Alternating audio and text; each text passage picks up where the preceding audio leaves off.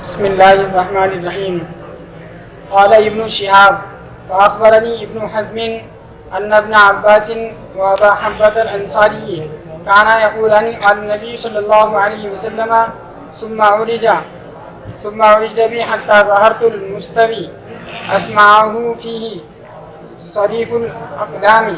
قال ابن حزم وأنس بن مالك قال النبي صلى الله یہاں تک یہ روایت ہوئی تھی قلت من هذا قال هذا ابراہیم، اور دوسری سند کے ساتھ دوسری روایت ابن شہاب زہری رحمۃ اللہ علیہ فرماتے ہیں کہ مجھ سے روایت بیان ہوئی ہے ابن حزم رحمۃ اللہ علیہ کہ ابن عباس رضی اللہ تعالیٰ عنہ اور ابو حیہ الانصاری رضی اللہ تعالیٰ کانا یقولان، یہ دونوں بزرگ فرماتے تھے قال النبی صلی اللہ علیہ وسلم کہ پیغمبر علیہ السلام نے ارشاد فرمایا ثم عرج بی، پھر مجھے اوپر لے جایا گیا، یعنی ساتوں آسمانوں پر انبیاء سے ملاقاتیں ہوئی، اب ساتویں آسمان سے بھی مجھے اوپر لے جایا گیا اور اتنی بلندی پر مجھے لے جایا گیا کہ وہاں پہنچ کر مجھے قلم کی کھسکساہٹ اور قلم کے چلنے کی آواز معلوم ہوئی۔ یہ جو قلم ہمارے پاس آج کل ہے ان کو چلاتے وقت آواز نہیں ہوتی، لیکن پہلے لکڑی کا قلم ہوتا تھا، لکڑی کا قلم لے کر آپ کاغذ پر لکھتے تھے، جب کسی لفظ کو لمبا کھینچتے ہیں نا لمبی مالک کے لیے آواز ہوتی ہے، قلم نہیں اڑاتے، جب قلم چلتا ہے تو اس میں آواز ہوتی ہے۔ تو یعنی فرشتے اللہ کے احکام اور وقتی امور کو جہاں بیٹھ کر کے لکھ رہے تھے، اللہ سے اشارہ پا کر کے اس مقام تک میری رسائی ہو گئی تھی، وہاں تک میں پہنچ گیا۔ تو میں چڑھ گیا ایک ایسی بلندی کے مقام پر جہاں میں قلم کے چلنے کی آوازیں سن رہا تھا۔ ابن حزم فرماتے ہیں اور انس ابن مالک فرماتے ہیں، اب یہاں سے دوسری سند، ایک سند تو وہ ہو گئی تھی، تیسری سند کہ ابن حزم اور انس ابن مالک کہتے ہیں کہ پیغمبر علیہ السلام نے فرمایا ففرض اللہ عز وجل علی امتی 50 سنہ، تو اللہ نے میری امت پر 50 نمازیں فرض فرمائی، یعنی روزانہ تمہاری امت کو 50 نمازیں تو بہت خوش ہو گیا، لے کے چل دیا، یہاں تک کہ میرا گزر ہوا موسیٰ علیہ السلام، یعنی جاتے وقت جس طریقے سے انبیاء سے ملاقات ہوئی معراج میں، واپسی پر بھی انبیاء سے ملاقات ہوئی۔ تو موسیٰ علیہ السلام کے پاس سے گزرا تو میں نے پوچھا حاجی اللہ نے آپ کی امت کے لیے کیا تحفہ دیا؟ میں نے خوش ہو کے بتا دیا کہ 50 نمازیں عطا فرمائی کہ 50 مرتبہ میری امت کو یہ اعزاز و شرف حاصل ہوگا کہ وہ اللہ سے راز و نیاز کریں گے، اللہ سے باتیں کریں گے، اللہ کے مہمان بنیں گے، یہ اعزاز ہے۔ تو موسیٰ نے فرمایا ما فرض اللہ لک علی امتی کا، اللہ نے آپ کی خاطر آپ کی امت پر کیا فرض کیا ہے؟ تو میں نے عرض کیا اللہ نے 50 نمازیں فرض کی ہیں۔ قال فرجی الی ربک، موسیٰ علیہ السلام نے کہا جاؤ اپنے رب کے پاس واپس چلے جاؤ، فإن امتک لا تطیق، آپ کی امت 50 نمازیں نہیں پڑھ سکے گی، فراجع کرو۔ میں نے واپس جا کر درخواست کی، فوضع شطر، دیکھو رجعت کے معنی لوٹنا اور راجعت کے معنی بات چیت کرنا، درخواست کرنا، تو میں نے جا کر درخواست کی، فوضع شطرها، شطرون کے ایک معنی ہے نصف اور شطرون کے دوسرے معنی مطلق جز، چاہے وہ آدھا ہو، آدھے سے کم ہو، آدھے سے زیادہ ہو، جز کو کیا کہتے ہیں؟ شطر کہتے ہیں۔ یہاں یہ نصف کے معنی میں نہیں جز کے معنی میں، کیونکہ اگر نصف کے معنی ملے اس کا مطلب یہ ہوگا پہلے مرحلے کے اندر 25 نمازیں معاف ہو گئی، حالانکہ ایسا 5 نمازیں معاف ہوئی۔ تو اللہ نے بعض نمازوں کو گھٹا دیا، فرجعت الی موسیٰ 5 گھٹا دی، پھر لوٹ کے موسیٰ نے کہا اب کیا ہے جی، اب 5 گھٹا کر کے 45 کر دی. 45 بھی نہیں ہونے کی. میں نے بہت لوگوں کو آزما رکھا، بنی اسرائیل سے بڑا لمبا واسطہ پڑھا. 45 نمازیں بھی آپ کی امت سے نہیں سنبھالی جائیں گی. ابھی بھی جاؤ، موقع ہے، پھر سے درخواست کرو اور کم کراؤ. فرجعت، میں موسیٰ علیہ السلام کے پاس آیا تو میں نے کہا وضع شطرہا، اللہ نے اس کا ایک جز گھٹا دیا ہے. فقال راجی ربک، پھر اپنے رب سے درخواست کرو. فإن امتک لا تطیق ذلک، آپ کی امت اتنی نمازوں کی طاقت کے لیے. فراجعت، میں نے پھر درخواست کی. فوضع شطرہا، پھر اللہ نے بعض گھٹا دی. فرجعت الی موسیٰ، پھر موسیٰ علیہ السلام کے پاس میں لوٹ کر کے آیا. فقال، موسیٰ نے فرمایا راجع ربک، اپنے رب سے دوبارہ درخواست کرو. فإن امتک لا تطیق ذلک، اس لیے کہ آپ کی امت اس کی طاقت نہیں رکھتی. فراجعتہ، پھر گیا میں اللہ کے پاس، پھر درخواست کی. اخیر میں نبی مرتبہ جب حاضری ہوئی تو اللہ تبارک و تعالیٰ نے 45 معاف کر دی، 5 لے دی. تو فرمایا ہی خمس وہی خمسون لا یبدل القول لدی، دیکھو یہ صورتاً 5 ہیں اور حکماً 50 ہیں. ہمارے یہاں بات بدلی نہیں جاتی. ہم نے طے کیا تھا کہ آپ کی امت کے لیے 50 نمازیں تو رعایت کر کے پڑھوائیں گے ہم 5، لیکن جو 5 نمازیں پڑھ لے گا اس کو ہم نامہ اعمال میں 50 نمازیں لکھوائیں گے. یعنی من جاء بالحسنہ فلہ عشر امثالھا، ایک کے بدلے 10 کا یہ نظام سب سے پہلے نماز کے لیے وضع ہوا اور پھر اس کو دین کے ہر کام کے لیے شامل کر دیا گیا، عام کر دیا گیا. تو یہ حکماً 50 ہی رہے گی، ہمارے یہاں بات بدلی نہیں جاتی ہے. فرجعت الی موسیٰ، میں لوٹ کر موسیٰ علیہ السلام کے پاس آیا. فقال راجی ربک، موسیٰ نے پھر کہا پھر سے جا کے پروردگار سے درخواست کرو. تو میں نے کہا استحییت من ربی، یا مجھے اللہ سے شرم آتی ہے. اتنی مرتبہ کہہ لیا، اتنی مرتبہ کہہ لیا تو بڑی شرم کی بات ہے. یہاں بعض لوگوں کو یہ سوال پیدا ہوا 9 مرتبہ تو جا چکے تو شرم نہیں آئی، اب 10ویں مرتبہ میں کون سی شرم کی بات ہو گئی؟ جو کام 9 بار آپ کر چکے ہیں تو اسی کام کو 10ویں بار ایک دفعہ اور کریں تو اس میں کون سی شرم کی بات ہے؟ پہلی مرتبہ کہتے بھی مجھے سے یہ درخواست کرنے میں شرم آ رہی تو میری بات سمجھ میں آتی. اب یہ کمی کی اور ترخیص کی اور رخصت کی درخواست کئی مرتبہ اللہ کی بارگاہ میں آپ پیش کر چکے تو اب کیوں شرم آ رہی؟ علامہ بلیاوی رحمۃ اللہ علیہ نے اس کا یہ جواب دیا ہے کہ یہاں اللہ کے پاس جانے میں شرم نہیں آ رہی ہے. یہ جو فرمایا مجھے شرم آ رہی ہے، اس کا مطلب یہ ہے کہ مجھے امت سے شرم آ رہی ہے، اس لیے کہ ہر مرتبہ کی درخواست کے نتیجے میں 5 کم ہو گئی، اب 5 ہی بچی. اب یہ جا کر اللہ سے کہوں گا اللہ میں کچھ اور تھوڑی ڈھیل دے دے، اگر اللہ نے کہ ٹھیک ہے 5 بھی ختم کر دی تو امت کے پاس کیا لے کے جاؤں گا؟ اتنے لمبے سفر پہ آیا ہوں اور یہاں سے امت کے واسطے کچھ لے کر کے نہ جاؤں. آدمی باہر جاتا ہے تو واپسی میں بچوں کے لیے کچھ پھل مٹھائی کھلونے لیتا ہے، خالی ہاتھ آتے بھی شرم آتا ہے. لوگوں جب مجھے آ گیا ابو جی آ گیا، ابو جی کیا رہا ہے، ابو جی ہاتھ ہلاتا ہوا رہا کچھ نہیں لایا تو بچوں کو کیا خوشی ہوگی؟ بچے چاہتے ہیں کہ ابو جی آ رہے ہیں تو کچھ لے کر کے آئیں. تو اب ساری امت کے ابو جی ہیں، اتنے لمبے سفر پر تشریف کی اور خالی ہاتھ آ جاؤ کچھ نہیں لے آئے. فرمایا استحییت، مجھے امت کے پاس خالی ہاتھ جانے سے شرم آ رہی ہے، لیکن اگر ایک بار اور چلا گیا اور 5 بھی ختم ہو گئی تو لے جانے میں کچھ نہیں بچے گا تو کیا لے کر کے جاؤں گا، مجھے شرم آئے گی. یہ حضرت علامہ بلیاوی رحمۃ اللہ علیہ کا جواب ہے، بڑا عمدہ جواب ہے. لیکن ہمارے استاد محترم فرماتے ہیں کہ اس جواب میں تھوڑی سی رکاوٹ ہے، کیونکہ حدیث پاک میں ہے استحییت من ربی، مجھے رب کے پاس جاتے ہوئے اب شرم آ رہی ہے. تو یہاں شرم اللہ ہی سے آ رہی ہے، امت سے نہیں آ رہی ہے.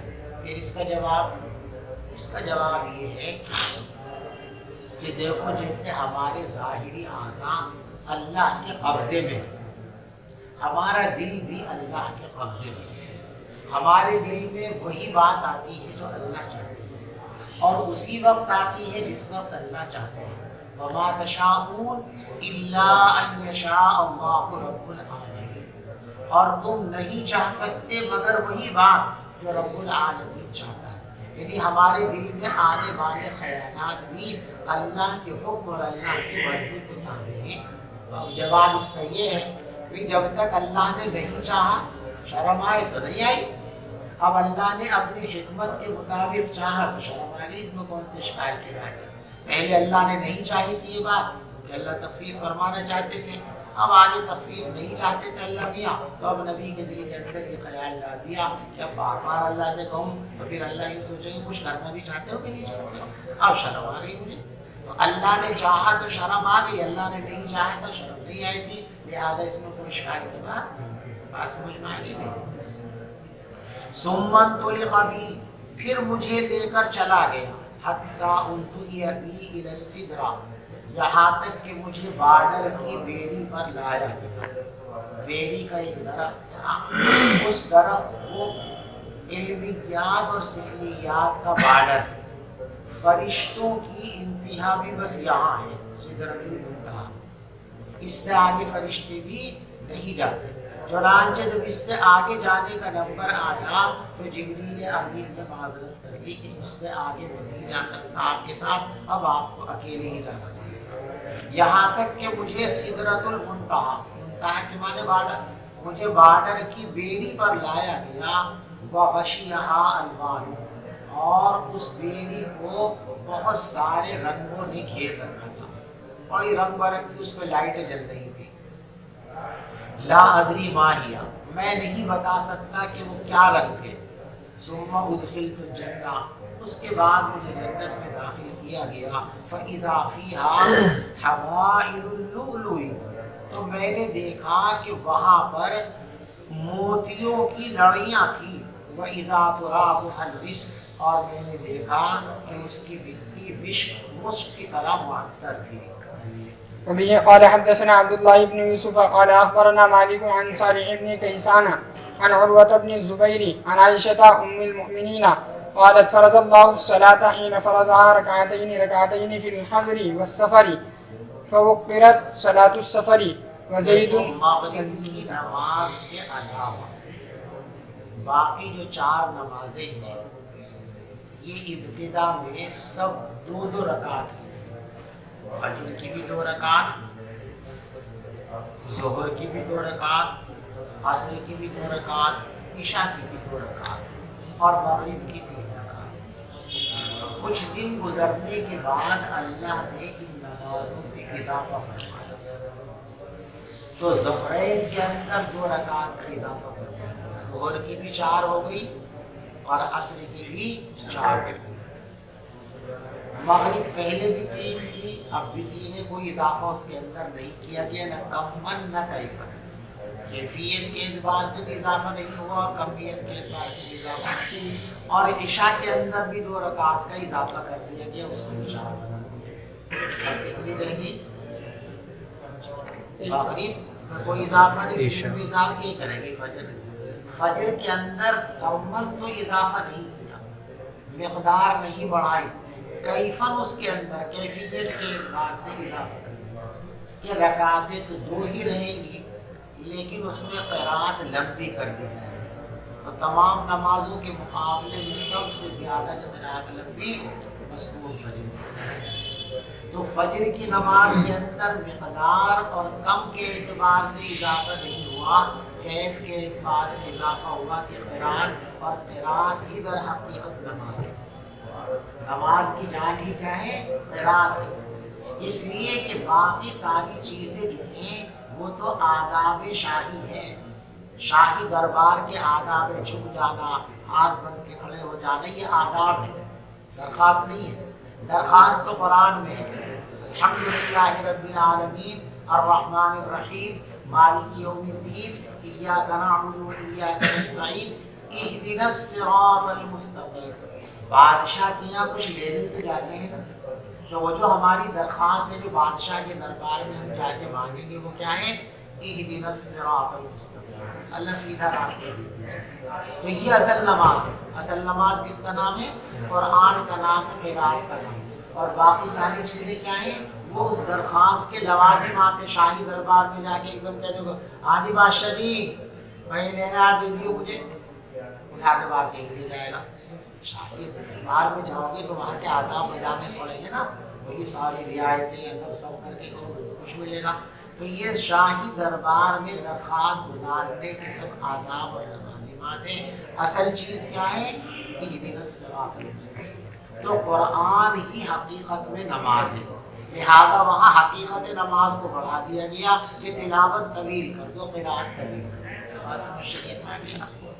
تو پہلے مغرب کے علاوہ ساری نمازیں 2 رکعتیں تھیں، بعد میں ظہر، عصر اور عشاء ان میں کمیت کے اعتبار سے اضافہ کر دیے گئے، 2 کی 4 رکعت کر دی گئی۔ فجر کے اندر کمل اضافہ نہیں کیا گیا، کیفیت کے اعتبار سے قرات اس کی طویل کر دی گئی، اور مغرب کے اندر جو ہے نہ کمل اضافہ کیا گیا نہ کیفن اضافہ کیا گیا، نہ قرات لمبی کی گئی اس کے اندر اور نہ رکعتوں کا اضافہ کیا گیا، بلکہ اس کو جو کا تو ویسے ہی رکھا گیا۔ اور اس کی وجہ یہ ہے، حدیث پاک میں ہے ان اللہ وتر یحب الوتر، اللہ خود بھی تام ہیں، اکیلے ہیں، اور تام عدد کو پسند فرماتے ہیں۔ تو دن کا خاتمہ جس نماز پر ہو اور جہاں سے رات کی ابتدا ہو، وہ نماز کیسی ہونی چاہیے؟ وتر اور طاق ہونی چاہیے۔ اس لیے اس کو پہلے ہی سے طاق رکھا گیا اور اضافہ کر کے اس کی طاق ہونے کی حیثیت کو ختم نہیں کیا گیا کہ یہ دن کے وتر ہیں، ان کو طاق ہی رہنا ہے۔ بات سمجھ میں آ رہی؟ اس کے بعد جب سفر کا مرحلہ آیا تو پھر سفر میں تخفیف کا نمبر آیا، تو وہ جو 2 زائد رکعتیں تھیں نا، جن جن نمازوں کے اندر اضافہ کیا گیا تھا ان نمازوں کا اضافہ ثابت کر دیا گیا۔ دیکھو فجر میں کوئی اضافہ نہیں تھا، لہذا فجر میں جب آپ عصر پڑھیں گے تو کتنے پڑھیں گے؟ پڑھیں گے، وہ تو اصل ہے نا، اصل کو تو نہیں گھٹا سکتے۔ ظہر آ گئی تو اب 2 پڑھیں گے 4 کی بجائے، کیونکہ 2 ہی اصل تھی، 2 کا اضافہ تھا، وہ اضافہ تخفیف کے لیے کر دیا گیا۔ اثر ہے اس میں بھی یہی ہوگا، عشاء اس میں بھی یہی ہوگا۔ اسی کو یہاں فرمایا کہ پہلے تمام نمازیں 2 تھی، پھر سفر کے اندر تو اضافے کو ختم کر دیا گیا اور حضر کے اندر اضافے کو برقرار رکھا گیا۔ ٹھیک ہے، تو فجر کے اندر کوئی قصر نہیں ہوتی ہے کم کے اعتبار سے، کمیت کے اعتبار سے مغرب کے اندر نہیں ہوتی۔ عام طور سے یہ مشہور ہے کہ مغرب کے اندر قصر اس لیے نہیں ہوتی کہ اگر اس کو آدھا کر کے ظہر کو آدھا کیا تو 4 کے 2 ہو گئے، عصر کو آدھا کیا 4 کے 2 ہو گئے، عشاء کو آدھا کیا 4 کے 2 ہو گئے۔ اب اگر مغرب کو آدھا کرتے تو 3 کا آدھا 1.5 اور 1.5 رکعت کیسے پڑھی جائے گی؟ لیکن یہ بات صحیح ہے، اگر یہاں بھی تنصیف مقصود ہوتی تو اس کی تنصیف 2 کے ذریعے ہو سکتی ہے۔ جو چیزیں شریعت میں 3 ہیں اور اللہ نے وہاں تنصیف کرنا چاہیے تو تنصیف 2 کے ذریعے فرمائے تو یہاں بھی ہو سکتی، 2 کر دیتے اس کو۔ جیسے عورت کے لیے 3 طلاقیں ہیں اور اس کی عدت 3 حیض ہے آزاد کے لیے، اور باندی کا حق آزاد کے مقابلے میں آدھا ہے، تو تنصیف کرنی تھی نا۔ تو طلاق میں بھی تنصیف ہوئی ہے اور طلاق میں بھی تنصیف ہوئی ہے، اور وہ تنصیف 1.5 کے ذریعے نہیں ہوئی، 2 کے ذریعے ہوئی ہے۔ آزاد عورت کو جب 3 طلاقیں ہو جائیں گی تو وہ مغلظہ ہو جائے گی، باندی کو 2 طلاقیں دے دو تو مغلظہ ہو جائے گی۔ ایسے ہی عدت، ایک آزاد عورت اگر عدت گزارے گی طلاق کی تو 3 حیض، اور باندی کو اگر طلاق ہو گئی تو عدت کتنے دن گزارے گی؟ 2 حیض۔ طلاق الامۃ تطلیقتان و عدتها حیضتان، باندی کی طلاقیں بھی 2 ہیں اور اس کی عدت بھی 2 حیض پر پوری ہو جاتی ہے۔ تو جیسے یہاں 3 کی تنصیف 2 کے ذریعے کی گئی، وہاں بھی اگر تنصیف کرتے تو 2 سے کر دیتے، تو ایسا نہیں کہ رکعتوں کی کمی کی وجہ سے وہاں تنصیف نہیں کی گئی ہے، بلکہ وہاں تنصیف اس لیے نہیں کی گئی ہے کہ اللہ کو وتر ہونا پسند ہے۔ اگر مغرب کے اندر جو ہے تخفیف کی جاتی تو 2 کے ذریعے ہوتی اور یہ 2 جفت ہوتی، طاق نہ رہتی، جبکہ اللہ کو طاق کو پسند کرتے ہیں۔ اللہ یہ چاہتے ہیں کہ دن کا خاتمہ اس تعداد پر ہونا چاہیے جو تعداد اللہ کو پسند ہے، اور اللہ کو پسند کیا ہے؟ طاق۔ ان اللہ وتر یحب الوتر، اللہ خود بھی طاق عدد ہے اور طاق عدد کو پسند فرماتے ہیں۔ بات سمجھ شریف میں آ گئی آپ جی؟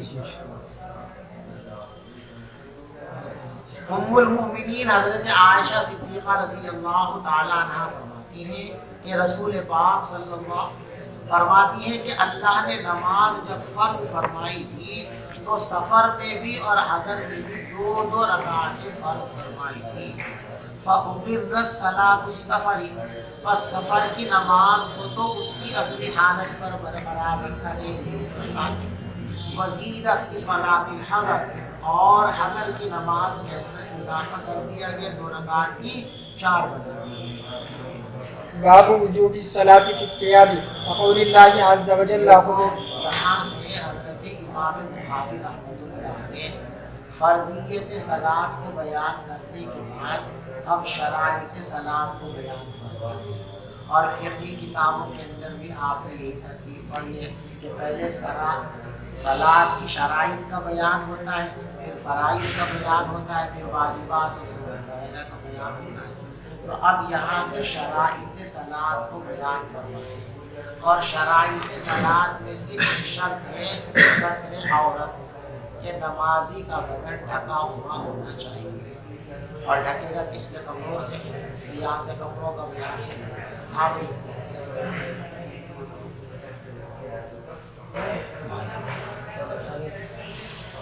باب وجوب الصلاۃ فی الثیاب، کپڑے پہن کر نماز پڑھنا ضروری ہے۔ اور کہاں سے یہ ثابت ہے؟ فرماتے اللہ نے فرمایا یا بنی آدم خذوا زینتکم عند کل مسجد، اے انسانوں ہر مسجد میں اور ہر نماز کے وقت سجدے کے وقت اپنی زینت کو اختیار کرو۔ دیکھو لباس کی 3 درجے، ایک ہے لباس ضرورت جس کے بغیر بیچارے کار ہی، یعنی بدن کا وہ حصہ جس کو شرمگاہ کہا جاتا ہے، ننگاپا کہا جاتا ہے، عورت کہا جاتا ہے، بدن کے اس حصے کو کپڑے پہن کر چھپا کر رکھنا، یہ ہر آن ہر لمحے فرض ہے۔ نماز سے اس کا کوئی تعلق نہیں ہے، نماز پڑھ رہا ہوں تب بھی اور نماز نہ پڑھ رہا ہو تب بھی ہر حال کے اندر بدن کے اس حصے پر لباس ہونا ہی چاہیے۔ اب یہ کتنا حصہ ہے اس میں فقہا کا اختلاف ہے، جو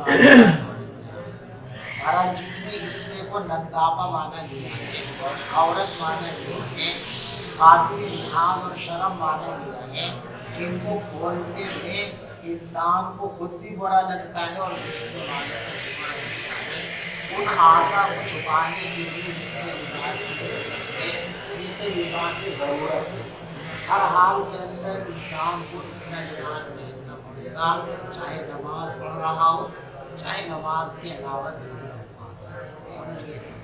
اس کے بعد بھی لباس زینت، لباس زینت یہ لباس کا دوسرا درجہ ہے، یعنی جس لباس کو پہن کر آدمی اچھا لگے، آدمی لگے لگور لگے، یہ ہے لباس زینت۔ اور لباس زینت کے اندر 2 اصل کپڑے ہیں اور ایک ضمنی کپڑا، کرتا اور پاجامہ یہ اصلی ہے اور ٹوپی ضمن اس کے اندر شامل ہے۔ تو ہم یوں بھی کہہ سکتے ہیں کہ لباس زینت 2 ہے، اور یوں بھی کہہ سکتے ہیں کہ 3 کپڑوں کے مجموعے کا نام لباس زینت ہے، کرتا پاجامہ اور سر پہ عمامہ، سر کا ادنیٰ درجہ ٹوپی ہے، اعلیٰ درجہ ٹوپی اور ٹوپی کے ساتھ عمامہ ہے۔ تو یہ 3 کپڑوں کا مجموعہ یہ لباس زینت ہے، اور اس کا نماز سے تعلق ہے۔ یعنی پسندیدہ بات یہ ہے کہ نماز پڑھنے کے لیے اللہ کی بارگاہ میں آؤ اور مجبور نہیں ہو، کپڑا ہے تمہارے پاس تو لباس زینت میں نماز پڑھو، لباس زینت کو چھوڑ کر کے نماز نہیں پڑھنی چاہیے۔ اور لباس زینت کے اندر ٹوپی بھی شامل ہے، لہٰذا جو مقلدین ہے یہ جہالت کا مظاہرہ کرتے ہیں کہ ٹوپی کے بغیر نماز پڑھتے ہیں، یہ فطرت کے بھی خلاف ہے اور حدیث کے بھی خلاف ہے۔ اور لباس کا اعلیٰ درجہ اور تیسرا درجہ ہے لباس تقویٰ۔ یا بنی آدم قد انزلنا علیکم لباسا یواری سوآتکم، اے انسانوں ہم نے تم کو لباس دیا ہے کس لیے؟ یواری سوآتکم، جو تمہاری شرم کے لائق چیزوں کو چھپائے۔ پہلا درجہ ہو گیا وریشا، ریش کے معنی زینت، ریش کے لفظی معنی آتے ہیں پرندے کا پر، اور پرندے کی ساری خوبصورتی اس کے پروں میں ہے۔ اگر کسی پرندے کے پر نوش دیے جائیں تو پروں پر نوشنے کے بعد ملتی ہے گراؤنڈ کھلاوڑا لگتا ہے، تو ساری خوبصورتی کس سے ہے؟ پروں سے ہے۔ اس لیے پروں کا ترجمہ ہم کیا کر سکتے ہیں؟ زینت کر سکتے ہیں، بڑی شان۔ اور ہم نے تم کو لباس دیا جو تمہارے لیے زینت کا ذریعہ ہے۔ اور آگے فرمایا وَلِبَاسُ التَّقْوَىٰ ذَٰلِكَ خَيْرٌ، اور تقوی کا لباس یہ تو بہت ہی اچھی چیز ہے، اللہ سب پانا فرمائے۔ تو لباس تقویٰ، دیکھو لباس تقویٰ کیا ہے؟ یہاں یہ بات ذہن نشین رکھو کہ رسول پاک صلی اللہ علیہ وسلم نے جو کپڑے پہنے ہیں، آپ کے صحابہ نے جس انداز کے کپڑے پہنے ہیں وہ بلا شبہ لباس سنت ہے، لیکن لباس سنت انہی میں منحصر نہیں، اس لیے کہ اسلام ایک آفاقی مذہب ہے پورے عالم کے لیے، اور سارے عالم کے علاقوں کا مزاج بھی جدا گانا ہے، وہاں کا ماحول بھی جدا گانا ہے۔ اس لیے وہاں اگر سب جگہ ایک ہی لباس کو لاگو کر دیے جائیں تو ایک طرح کا لباس سب جگہ نہیں چل سکتا۔ کہیں بہت گرم علاقے ہیں وہاں تو لنگی پہننے میں بھی دشواری ہوتی ہے، اب انہیں کہتے بالکل بڑھاوا پجامہ پہنو تو پریشانی ہو جائے گی۔ کہیں بہت ٹھنڈے علاقے ہیں وہاں کو بھی لنگی پہنا کرو، لنگی کیونکہ حضور نے لنگی پہنی تھی، صحابہ نے لنگی پہنی تھی، تو وہ پجامے میں ٹھنڈی لگتی، لنگی میں کیا دبے گا، دقت ہو جائے گی۔ اس لیے اس میں توسع رکھا گیا۔ لباس تقویٰ اور لباس سنت کا مصداق علماء نے قرار دیا ہے کہ جس علاقے اور جس زمانے میں جو علماء اور صلاحہ ہوتے ہیں، اس جگہ اور اس زمانے کے علماء اور صلاحہ جو لباس پہنتے ہیں وہی لباس لباس تقویٰ ہے، اور اسی لباس کو لباس سنت کہا ہے۔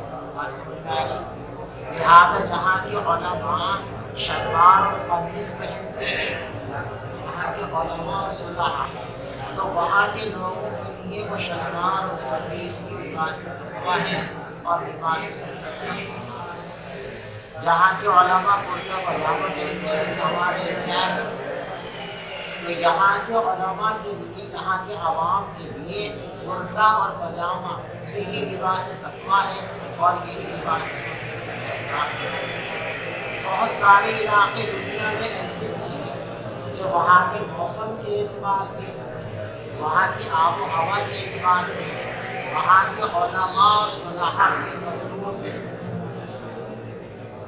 تو وہاں کے لوگوں کے لیے پتلون بھی لباس تقویٰ ہے اور لباس سنت کا مصداق ہے، اور جہاں کے علماء پتلون نہیں پہنتے وہاں کے لوگوں کے لیے پتلون لباس تقویٰ یا لباس سنت نہیں ہے۔ وہاں کے لوگ پتلون پہنیں گے تو کہا جائے گا ان کا لباس سنت کے لباس کے خلاف۔ تو لباس تقویٰ اور لباس سنت کا معیار کیا ہے؟ ہر علاقے اور ہر زمانے کے متقین اور صلاحہ، جس زمانے اور علاقے کے صلاحہ اور علماء جس وضع کا لباس پہنتے ہیں، لباس کی وہی وضع لباس تقویٰ ہے اور اسی کو لباس سنت کا مصداق ہے۔ سمجھ میں آئی بات؟ آپ پڑھیے۔ ومن صلی ملتحفا فی ثوب واحد، اور کوئی آدمی ایک ہی کپڑے میں لپٹ کر نماز پڑھے.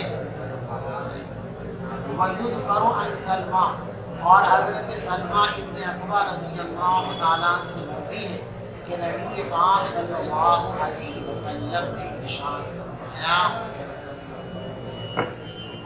کہ گریبان میں گھنٹی ضرور لگایا کرو، بٹن ضرور لگایا کرو، چاہے لکڑی کا کانٹا ہی لگاؤ. یعنی کوئی آدمی صرف کرتا پہن کر نماز پڑھ رہا ہے، کپڑے نہیں بچھانے کے پاس، کرتا کرتا ہے لمبا، اتنا لمبا ہے کہ اسے پہنا تو گھٹنے سے نیچے تک آ گیا، نیچے انڈر ویئر بھی نہیں ہے، لنگی بھی نہیں ہے، پاجامہ بھی نہیں ہے، کچھ بھی نہیں، نیچے سے بالکل خالی ہے، بس پورے بدن پہ واحد ایک کرتا ہے، وہ اتنا لمبا ہے کہ گھٹنوں تک آ گیا. تو اس کو پہن کر آپ نماز پڑھیں گے تو آپ کی نماز ہو جائے گی. بات سمجھ میں آ رہی؟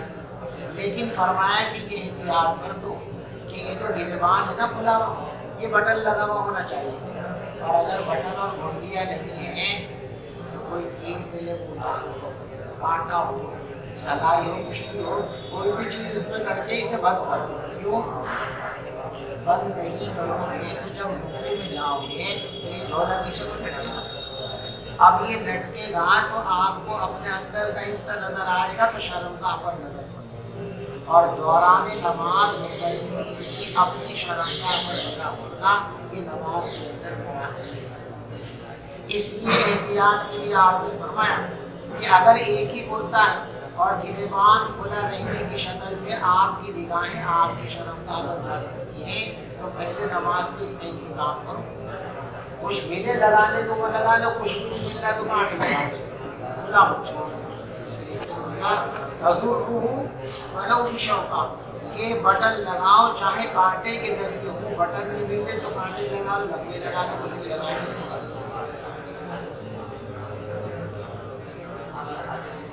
وفی اسنادہ نظر، دیکھو اس روایت کے اندر ایک راوی ہے موسیٰ بن محمد، کمزور راوی. امام بخاری رحمۃ اللہ علیہ اسی لیے اس روایت کو مسند نہیں لائے ہیں، یعنی بخاری کی روایت کی حیثیت سے نہیں لائے ہیں بلکہ تاریخ کے طور پر لائے ہیں. اور پہلے آپ کو بتا دیا گیا کہ امام بخاری رحمۃ اللہ علیہ کی جو روایات کے سلسلے میں سخت ترین شرائط ہیں وہ مسندات کے لیے ہیں، یعنی سند کے ساتھ جو روایتیں امام بخاری رحمۃ اللہ علیہ بخاری شریف بتائے ہیں ان کے لیے وہ شرائط ہیں، اور تعلیقات کے اندر ان شرائط کا لحاظ نہیں رکھا گیا. کوئی روایت ان شرطوں پر پوری نہیں اترتی ہے اور امام بخاری رحمۃ اللہ علیہ کو کسی مسئلے کو ثابت کرنے کے لیے اس روایت کو لانے کی ضرورت ہے تو آپ اس کو اصل کتاب بنا کر ترجمہ الباب کے اندر لائے ہیں بغیر سند کے تعلیق اور اس کے. اس روایت کی سند پر بھی امام بخاری رحمۃ اللہ علیہ کو چونکہ اعتماد اطمینان نہیں تھا اس لیے اس کو مسند نہیں لائے بلکہ معلق لائے ہیں ترجمہ الباب کے اندر لائے. لیکن اس سے ایک مسئلہ سمجھ میں آ گیا، جو ہمارے زمانے کے جاہل لوگوں نے اور دین کے چھپے ہوئے دشمنوں نے طریقہ اختیار کر دیا کہ جو روایت بھی ان کی خواہش کے خلاف ہوتی ہے لہذا ضعیف، بھائی یہ تو ضعیف روایت ہے اور ضعیف تو قابل قبول نہیں ہوتی. مشکات کے مقدمے کے اندر یہ بحث آپ پچھلے سال پڑھ چکے ہو. خلاصہ ہے ہر ضعیف روایت قابل رد ہے. جس روایت کا ضعف کسی طریقے سے بھی ختم نہ ہو سکتا ہو روایت مطلوب ہے. جن روایتوں کے ضعف کے لیے تلافی ہو سکتے ہیں ان تمام روایتوں کو قبول کیا جائے گا، ان پر عمل کیا جائے گا، ان پر مسائل کی بنیاد رکھی جائے گی. اور فضائل کے اندر تو وہ روایتیں بھی قابل قبول ہیں جن کا ضعف دور کرنا بھی آسان ہے. اس کے علاوہ ایک بات یاد رکھیے کہ اگر کسی مسئلے کے اندر ضعیف ہی روایت ہے تو تو پھر اسی ضعیف روایت پر عمل کرنا، اس کو قبول کرنا اور اس پر مسائل کی بنیاد رکھنا یہی ضروری ہے۔ اگر ضعیف روایتیں 100% متروک ہوتی، بالکل ناقابل لحاظ ہوتی، تو امام بخاری رحمۃ اللہ علیہ اپنی کتاب میں اس ضعیف روایت کو دنیا کی سب سے صحیح ترین کتاب حدیث کے مجموعے میں اس میں بھی بدرجہ مجبور ہی امام بخاری رحمۃ اللہ علیہ کو ایک ضعیف روایت کا سہارا دینا پڑا، گرچہ تعلیقاً ہی لائے لیکن لائے کیونکہ جو یہ مسئلہ گریبان والا بیان کرنا چاہتے تھے، اس مسئلے پر روشنی ڈالنے کے لیے کوئی اور روایت اس روایت کے سوا ہے ہی نہیں۔ اب اگر ہم اس کو ضعیف کے نام پر چھوڑ دیں تو یہ مسئلہ کہاں سے ثابت بنے؟ اس لیے ہر ضعیف روایت قابل ترک ہوتی ہے، ضعیف کے معنی متروک کے نہیں، بلکہ وہ ضعیف روایت جس کا ذوق حد درجے شدید ہو اور اس کو کسی دوسری تقویت بھی کوئی حاصل نہ ہو، اس کے ذوق کی تنافی کسی صورت میں موجود نہ ہو، ایسی ضعیف روایت مطلوب نہیں ہے، ہر ضعیف روایت مطلوب نہیں ہے۔ وبه قال حدثنا موسى بن اسماعيل قال ومن حدثنا صلى في الصوم الذي يجامع فيه ما لم يرى فيه أذى، صحبت کرتے وقت جو کپڑے بدن پر ہیں، صحبت کرنے کی وجہ سے وہ کپڑے ناپاک نہیں ہوتے، ناپاک ہوتے ہیں مادے بندیا اور لنگی کے لگنے کی وجہ سے۔ جو لنگی آپ اس وقت پہنے ہوئے ہیں، جو لنگا بنیان پہنے ہوئے ہیں، اگر ان کپڑوں پر کوئی گندگی نہیں ہے تو یہ کپڑے پاک، آپ صحبت سے فارغ ہو کر غسل کر کے انہی کپڑوں کو پہن کر بلا تکلف نماز پڑھ سکتے ہیں۔ جمع کرنے سے کپڑے ناپاک نہیں ہوتے، ناپاک کی وجہ سے۔ اور جو شخص اس کپڑے میں نماز پڑھ لے جس کپڑے کو پہن کر اس نے بیوی سے صحبت کی ہے، اس نے جب تک کہ اس میں نجاست نظر نہ آئے، وَأَمَرَ النَّبِيُّ، پیغمبر علیہ السلام نے حکم دیا اس بات کا کہ کوئی شخص بھی ننگے ہو کر بیت اللہ کا طواف نہیں کرے۔ دیکھو نماز میں کپڑے پہننا لازم ہے، یہ بات بظاہر اس میں نماز کا کوئی تذکرہ نہیں جملے کے اندر، پھر استدلال کیسے ہوگا؟ امام بخاری رحمۃ اللہ علیہ اس سے استدلال اس طرح کرتے ہیں کہ طواف فی حکم الصلاۃ، فقہا کی نظر میں اور شریعت میں طواف نماز کے قائم مقام ہے، یعنی حکماً یہ بھی نماز کا درجہ رکھنے والی چیز ہے بیت اللہ کا طواف۔ تو جو حکماً نماز ہے جب اس کے لیے کپڑا شرط ہے، تو جو حقیقی نماز ہے اس کے لیے درجہ والا کپڑا ثابت ہوگا۔ اس طرح اس حدیث کو لا کر نماز کے لیے کپڑے کی ضرورت کو ثابت کیا حضرت امام بخاری رحمۃ اللہ علیہ۔ بات آپ کو سمجھ میں آ گئی؟ اعلان کب کرایا تھا؟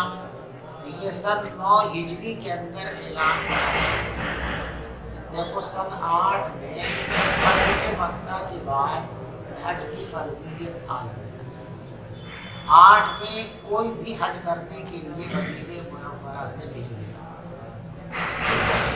حالات میں 9 ہجری میں حضور پاک صلی اللہ علیہ وسلم نے حج نہیں فرمایا، صحابہ کرام کو حج کرنے کے لیے بھیجا اور صدیق اکبر رضی اللہ تعالیٰ کو امیر حج بنا کر کے بھیجا۔ دیکھو اس میں اشارہ بھی ہے صدیق اکبر رضی اللہ تعالیٰ کی خلافت کی کہ آپ نے ان کو امیر حج بنایا، حالانکہ اس سفر حج کے اندر حضرت علی رضی اللہ تعالیٰ بھی موجود ہیں اور ان کو ایک بڑی ذمہ داری بھی دی گئی ہے، لیکن ان کو امیر حج نہیں بنایا گیا، امیر حج بنایا گیا صدیق اکبر کو۔ تو اس کی طرف اشارہ تھا کہ پیغمبر علیہ السلام کے بعد امت کی زمام اقتدار کون سنبھالیں گے؟ سیدنا صدیق اکبر رضی اللہ تعالیٰ سنبھالیں گے۔ تو 9 ہجری کو جب حج کے لیے بھیجا گیا مسلمانوں کو، صحابہ کرام کو، حضرت صدیق اکبر کی قیادت میں، تو حضرت علی بھی تشریف لے گئے اور حضرت علی کو یہ ذمہ داری سپرد کی گئی کہ آپ وہاں جائیے اور جا کر ایک خاص اعلان یہ کیجیے کہ جن لوگوں سے ہم نے جنگ بندی کا معاہدہ کیا ہوا تھا ان لوگوں کے لیے 4 ماہ کی مہلت ہے۔ 4 ماہ تک تو ہم کوئی کارروائی نہیں کریں گے، لیکن 4 ماہ کے بعد ہم معاہدے سے آزاد ہوں گے اور ہم جس کے خلاف چاہیں گے جنگی کارروائی کر سکتے ہیں۔ تو معاہدوں کو منسوخ کرنے کا اعلان۔ اب یہاں ایک سوال یہ پیدا ہو سکتا ہے کہ جب حج کی قیادت حضرت صدیق اکبر رضی اللہ تعالیٰ عنہ کے سپرد کی گئی ہے تو یہ جنگ بندی کے معاہدوں کو کینسل کرنے کا جو اعلان ہے یہ بھی انہی سے کرا دیا جاتا، ان سے کیوں نہیں کرایا؟ یہ اعلان حضرت علی کے حوالے کیوں کیا؟ اس کا جواب ہے اس زمانے میں تمام علاقوں کے اندر دستور یہ تھا کہ جب 2 قوموں کے درمیان، 2 قبیلوں کے درمیان، 2 خاندانوں کے درمیان کوئی معاہدہ ہوتا تھا، اب اگر کوئی فریق اس معاہدے کو کینسل کرنا چاہتا تو اس کے لیے ضروری تھا کہ وہ جو قبیلے کا سربراہ ہے وہ خود آ کر اعلان کرے کہ ہم نے جو معاہدہ کیا تھا میں اس معاہدے کو آج ختم کر رہا ہوں، یا پھر اس کے خاندان کا کوئی آدمی اعلان کرے، یہ اعلان معتبر سمجھا جاتا تھا، اور اس امیر یا اس کے خاندان والوں کے علاوہ کوئی آدمی اگر اعلان کرتا تو اس کا اعتبار نہیں۔ صدیق اکبر رضی اللہ تعالیٰ پیغمبر علیہ السلام کے نہایت قریبی تو ہیں، خاندانی رشتہ ان کا خاندان علیحدہ ہے پیغمبر علیہ السلام۔ اس لیے حضرت علی چونکہ آپ کے خاندان کے فرد ہیں، ان کو یہ ذمہ داری دی گئی کہ آپ یہ اعلان کریں کہ جتنے معاہدے کیے گئے تھے وہ سب کینسل کیے جاتے ہیں اور 4 ماہ کی مہلت ہے، 4 ماہ کے بعد ہم آزاد ہیں۔ یہ اعلان کیا ہے حضرت علی رضی اللہ تعالیٰ، اور اس کے علاوہ ایک اعلان یہ کرایا گیا تھا، یہ اعلان علی بھی کرتے تھے، ابو ہریرہ بھی کرتے تھے، لوگ کرتے تھے۔ ان کے زمانے جاہلیت کے اندر یہ دستور چلا آ رہا تھا، یہ مکے والے یوں کہا کرتے تھے باہر سے آنے والے، تم بیت اللہ کا طواف کرنے آئے، اپنے کپڑے پہن کر، تمہارے کپڑے پتہ نہیں کیسے ہوں گے، معتبر ہوں گے کہ نہیں ہوں گے، ان کپڑوں میں طواف نہیں کر سکتے، اتارے ہیں۔ اب ہر آدمی گھر سے 2 کپڑے لے، وہ بھی لے کے ہوں لائے گا تو کہاں سے کپڑا آئے؟ مشرکین مکہ نے، قریش مکہ نے یہ اعلان تو کر دیا کہ جو اپنے کپڑے آپ گھر سے پہن کر کے آتے ہو ان کپڑوں میں طواف نہیں کر سکتے، تو پھر کیسے کریں گے؟ تو پھر اس کا انتظام بھی کیا بیچاروں نے۔ قریش مکہ میں سے ہر شخص اپنی اپنی حیثیت کے مطابق کچھ کپڑے لے کر حرم شریف کے باہر نکلے، اور وہ کپڑے لوگ بھائی طواف کر لیں، پھر ہمارے لوٹا دیں، طواف کر لوٹا دینا۔ تو مکے والے اپنے کپڑے دیا کرتے تھے، باہر سے آنے والے ان کپڑوں میں پہن کر بیت اللہ کا طواف کیا کرتے تھے۔ اب مکے والوں کے پاس اتنے کپڑے نہیں ہوتے تھے کہ ہر زائر کو کپڑا دیا جا سکے، جن جن کو مل گیا مل گیا، جن کو نہیں ملا وہ اپنا کپڑا بردار دو اور ننگے ہو کے طواف کر لو، پھر آ کر کے اپنے کپڑے دینا۔ اس طرح بہت سارے لوگ بیت اللہ کو ننگے ہو کر طواف کرتے۔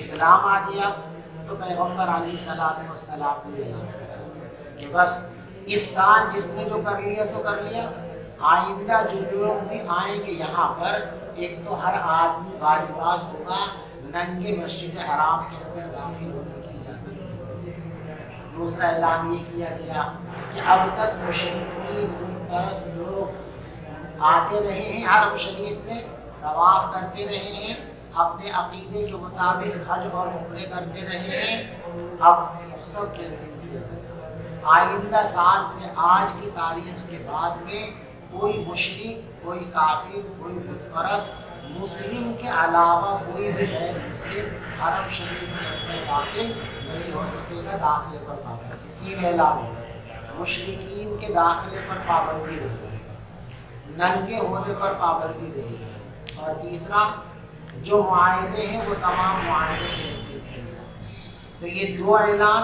ان دو اعلان کو کرنے کے لیے علیحدہ صحابہ متعین تھے اور حضرت علی بھی اس میں شامل ہوئے تھے، اور تیسرا اعلان کے معاہدے کو کینسل کیا جاتا ہے، یہ اعلان صرف حضرت علی رضی اللہ تعالیٰ عنہ فرمایا، اور پیغمبر علیہ الصلوۃ والسلام نے حکم فرمایا کہ کوئی ننگا بیت اللہ کا طواف نہیں کرے گا۔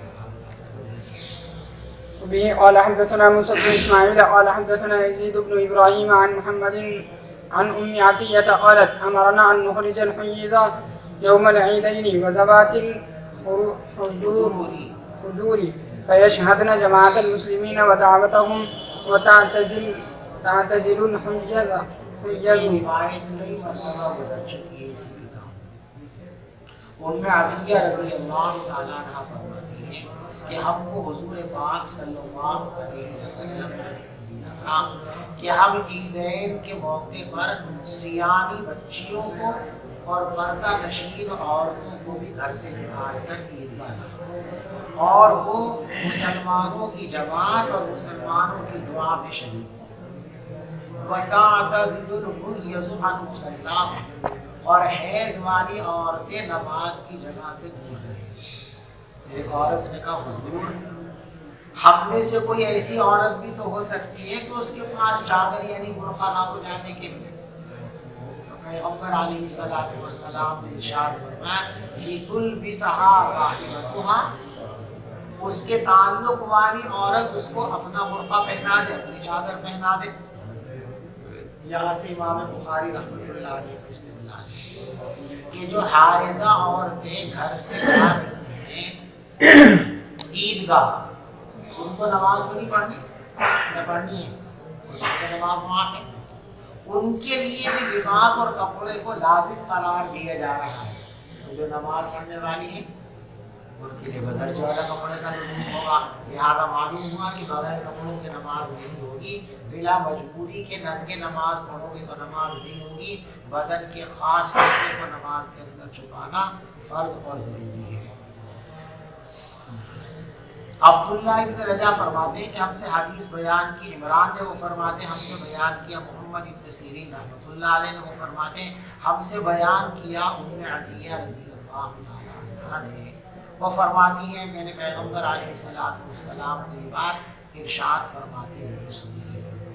دیکھو یہ دوسری روایت اس لیے لائے ہیں، دوسری سند کہ اوپر جو اصل روایت لائے ہیں اس میں کیا ہے ان ام عطیہ، ام عطیہ سے مروی ہے، تو یہ روایت معنعن ہو گئی انعنا کے ذریعے، اور انعنا کے اندر جو ہے تدلیس کا اندیشہ رہتا ہے، اور جب تحدیث کی صراحت ہو جائے تو پھر تدلیس کا شائبہ ختم ہو جاتا ہے۔